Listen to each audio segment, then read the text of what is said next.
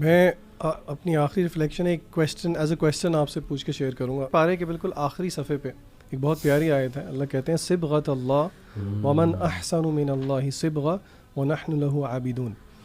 اس سے ایک بہت ڈبیٹ چھڑتی ہے. بچے جو ہیں پوچھتے ہیں کہ کیا اسلام میں صرف ظاہری طور پہ تبدیلی آنی چاہیے یا پھر صرف مائی ہارٹ ہیز چینج. تو کیا اس میں آپ کیا جو ہے وہ جواب دیں گے نوجوان طبقے کو؟ آپ ہی نہیں یہ تو میں نے ایز اے سوال پوز کیا on a very serious note. Ahmed بھائی اس پہ کچھ کامنٹ دیکھیں. اس آیت میں بھی نا اللہ تعالیٰ نے کہا ہے اللہ تعالیٰ کا بیسکلی رنگ اپنا لو اینڈ وہ ظاہراً بھی ہے باطناً بھی ہے.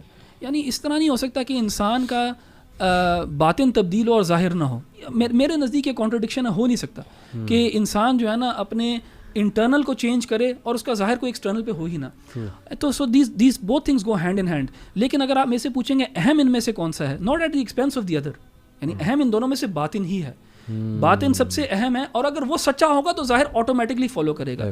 لیکن واٹ از ایزیئر از کہ آپ اپنا ظاہر چینج کر لو لیکن باطن کو نہ کرو چینج. اور اس میں وہی تو نفاق ہے اور وہی تو سب سے پرابلمٹک چیز ہے. بالکل ٹوٹلی ایگریڈ ود احمد بھائی.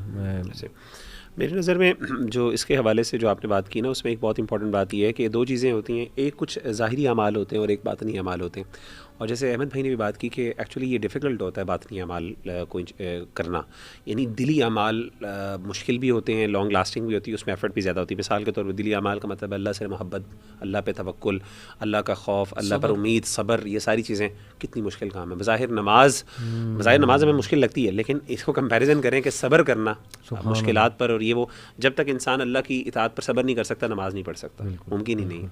تو ان ادر ورڈس اس ڈائیکاٹمی پہ اسلام بلیو نہیں کرتا, ظاہر اور باطن کی ڈائیکاٹمی میں. یہ بہت ایک اسٹوپڈ, یہ میرا خیال ہے یہ اگنوریمس شخص کی بات ہے جو یہ کہتا ہے کہ جی میں دلی نماز پڑھ لیتا ہوں اور میرا دل بڑا صاف ہے اور ظاہر پہ اس کا اثر نہیں ہوتا. میرا خیال ہے کہ یہ امپاسبل بات ہے, کیونکہ ایمان کی ڈیفینیشن کے اندر شامل ہے کہ الایمان بالقلب بھی ہوتا ہے اور بالعمل بھی ہوتا ہے. تو وہی ایک ہی ایمان ہے جس کا ایک ظاہر دل پر ہو رہا ہوتا ہے اور وہ قلب پہ ہو رہا ہے. آئی تھنک یہ کویشچن اس لیے بھی ارائز ہوتا ہے, لوگ مثالیں دیتے ہیں کہ جی وہ فلانا بندہ نمازی ہے لیکن وہ حقوق العباد میں اچھا نہیں, یا فلانا بندہ حاجی ہے لیکن وہ اپنے بیٹیوں کو وراثت میں حصہ ہی نہیں دے رہا ہے. تو لوگ پھر پٹ آف ہو جاتے ہیں, وہ کہتے ہیں کہ یار یہ اس کا مطلب کہ جو ظاہری انہوں نے چیزیں رکھی ہیں اس کا کوئی فائدہ نہیں. نہیں, وہ اصل میں جس عمل کی وجہ سے, جو ظاہر میں باطن میں جس نیت کی وجہ سے یا جس وہ دل کے عمل کی وجہ سے وہ ظاہر عمل ہو رہا ہے وہ والا تو عمل ہے لیکن دوسرا عمل نہیں ہے نا.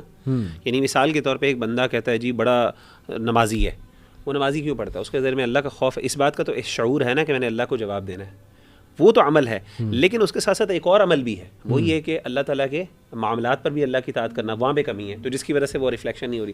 تو ان ادر ورڈز یہ نہیں ہے کہ وہ دل اس کا جو ہے بالکل برا ہے اور ظاہر اچھا ہے, یہ ممکن نہیں ہے. یعنی یہ چیز لاجک کے بھی خلاف ہے اور یہ چیز دینی فلسفے کے بھی خلاف ہے.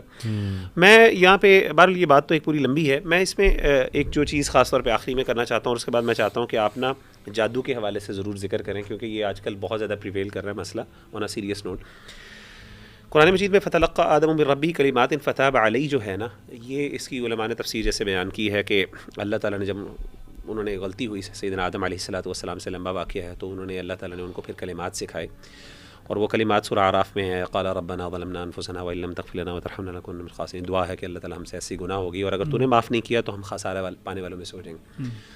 پتہ یہ چلا کہ اللہ تعالیٰ اللہ سے معافی مانگنے کا طریقہ بھی اللہ تعالیٰ نے ہمیں سکھایا ہے اور اللہ سے شکر ادا کرنے کا بھی طریقہ اللہ نے سکھایا. یعنی انسان اتنا کمزور ہے تو وہ یہ بھی نہیں خود ڈٹرمن کر سکتا کہ میں نے اپنے اللہ کو راضی کس طرح کرنا ہے. وہ اتنا کمزور ہے یہ بھی نہیں کر سکتا کہ میں نے اپنے گناہ کس طرح, یعنی اللہ اگر ناراض ہے تو منانا کیسے, اور اگر اللہ نے کوئی نعمت کی تو اس کا شکر کیسے ادا کرنا.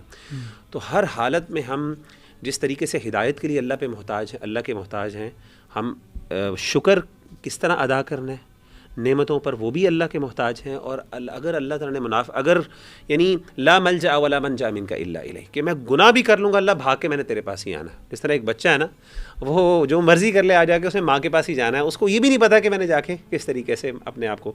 اس سے پتہ چلا کہ ہمیں قرآن و سنت کو یعنی اس ہر مسئلے کے لیے ہم نے کنسلٹ کرنا ہے, بظاہر وہ چھوٹا ہو یا بڑا ہو.